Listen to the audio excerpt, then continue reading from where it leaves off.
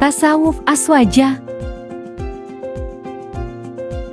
Soal pertama, jelaskan secara singkat perkembangan tasawuf di era Rasulullah SAW sampai menjadi amali, akhlaki, dan falsafi. Pertama, era Rasulullah dan sahabat. Tasawuf pada masa ini belum menjadi sebuah istilah, tetapi esensinya telah ada dalam ajaran Islam, terutama dalam konsep ihsan, yaitu menyembah Allah seolah melihatnya atau setidaknya merasa selalu diawasi olehnya. Kedua, tasawuf amali abad 1-2 Hijriyah. Pada periode ini, tasawuf lebih berfokus pada amaliyah ibadah dan pendekatan diri kepada Allah. Para sufi pada masa ini menjalankan kehidupan zuhud menjauhi dunia tanpa mendalami aspek hati atau suluk secara sistematis. Tokoh terkenal dari periode ini adalah Hasan al-Basri dan Rabi'ah al-Adawiyah. Ketiga, tasawuf akhlaki Sunni abad 3 Hijriyah. Tasawuf mulai memperhatikan aspek akhlak dan penyucian hati. Para sufi menerapkan metode tahali, membersihkan hati dari sifat buruk. Tahali menghiasi hati dengan sifat baik dan akhirnya tajalli merasakan kehadiran Allah. Tasawuf ini berpegang teguh pada Al-Quran dan Sunnah serta tetap sesuai dengan syariat Islam. Tokoh utamanya adalah Al-Junaid al-Baghdadi dan Al-Ghazali. Keempat, tasawuf falsafi abad selanjutnya. Pada tahap ini, tasawuf mulai bercampur dengan filsafat dan rasionalitas, mengandalkan zat intuisi serta konsep-konsep seperti kasif penyingkapan hakikat, mujahadah perjuangan spiritual, dan syata ungkapan sufi yang sulit dipahami. Beberapa ajarannya terkadang bertentangan dengan fikih dan akidah Islam. Tokoh-tokohnya antara lain Ibnu Arabi, Ibnu Sabin, dan Ibnu Farid. Soal kedua, apakah yang dimaksud dengan tarekat? Tarekah terambil dari akar kata saraka yang secara bahasa bermakna mengetuk.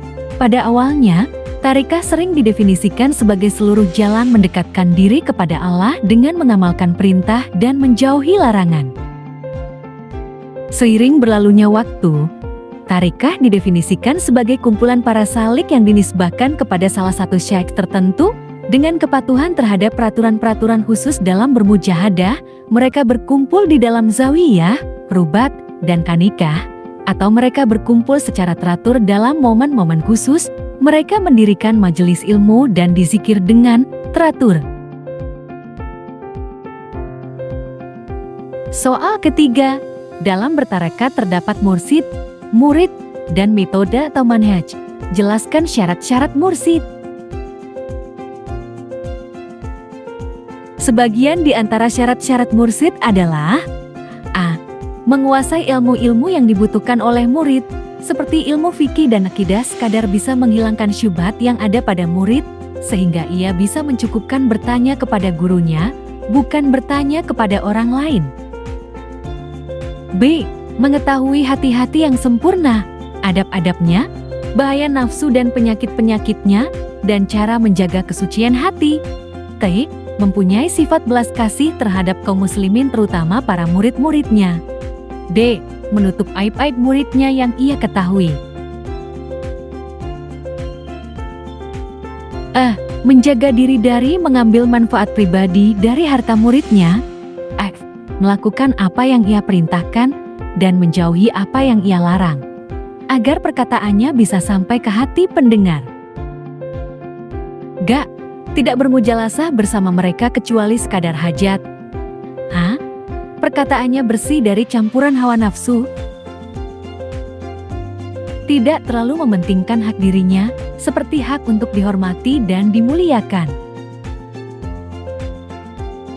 Soal keempat, mengapa Imam Al-Ghazali dan Imam Al-Junaidi menjadi representasi dari tasawuf aswaja? Jelaskan. Imam Al-Ghazali dan Imam Al-Junaidi dianggap sebagai representasi tasawuf aswaja karena Imam Al-Ghazali benar-benar menguasai ilmu dan menyanggah pendapat-pendapat orang-orang yang menurutnya telah melenceng dari kebenaran. Imam Al-Junaidi menentang pandangan-pandangan tasawuf yang bertentangan dengan Al-Quran dan Al-Sunnah. Kedua tokoh tersebut menyeimbangkan antara spiritualitas dan kepatuhan pada syariat Islam, serta menolak penyimpangan yang dapat menjauhkan umat dari ajaran yang benar. Soal kelima, jelaskan masing-masing istilah dari fana, hulul, dan ittihad. Fana, secara bahasa arti fana adalah memutus dan menghilangkan. Dalam istilah tasawuf, fana mempunyai beberapa pengertian. 1. Meleburkan sifat-sifat nafsu atau hilangnya sifat-sifat tercela.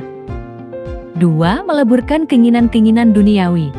3. Menghilangkan keinginan-keinginan diri dan menetapkan iradah Allah. 4. Hilangnya pandangan terhadap makhluk. 5. Hilangnya perasaan dan kesadaran. Hulul. Hulul terambil dari akar kata hala. Ibnu Faris menyebut bahwa secara bahasa maknanya adalah membuka sesuatu sehingga sesuatu tersebut tidak terhalang sama sekali. Dalam istilah tasawuf, hulul adalah bertempatnya tabiat ketuhanan di dalam tabiat kemanusiaan, atau dengan ibarat lain, ia adalah bertempatnya lahut di dalam nasut. Ittihad. Ittihad berasal dari lafal itahada. Kemudian karena proses ilal menjadi ittahada yang mengikuti wazan ifta'ala yang berfaedah mutawa'ah. Makna dari ittihad adalah bersatu. Menurut istilah, ia adalah sebuah kondisi lenyapnya diri seorang hamba di dalam apa yang dia pandang, yakni bersatunya hamba dengan Allah Al-Haq. Soal ke-6, sebutkan 3 di antara tarikah muktabarah di Indonesia beserta pokok-pokok ajarannya.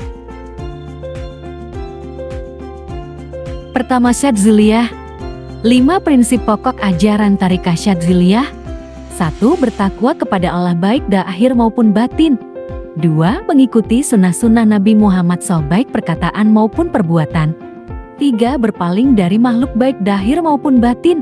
4. Ridha terhadap Allah atas seluruh apa yang dibagikan untuknya, baik sedikit maupun banyak.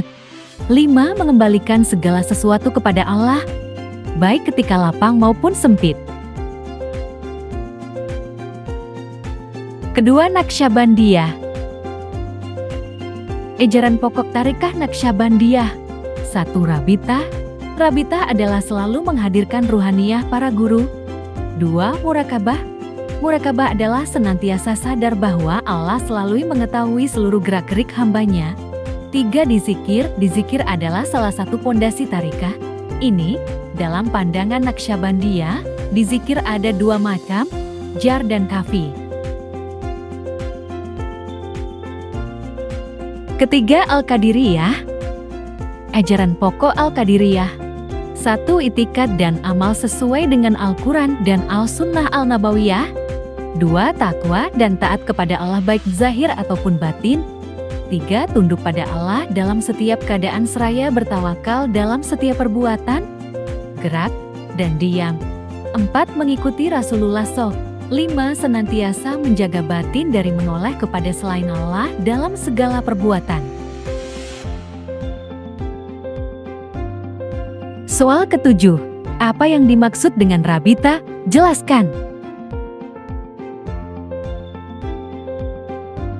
Rabitah adalah selalu menghadirkan ruhaniyah para guru, sebab guru adalah pintu bagi murid untuk sampai kepada Allah.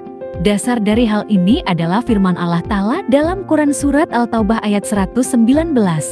Wahai orang-orang yang beriman, bertakwalah kalian kepada Allah dan adalah kalian bersama orang-orang yang jujur benar. Sekian dan terima kasih.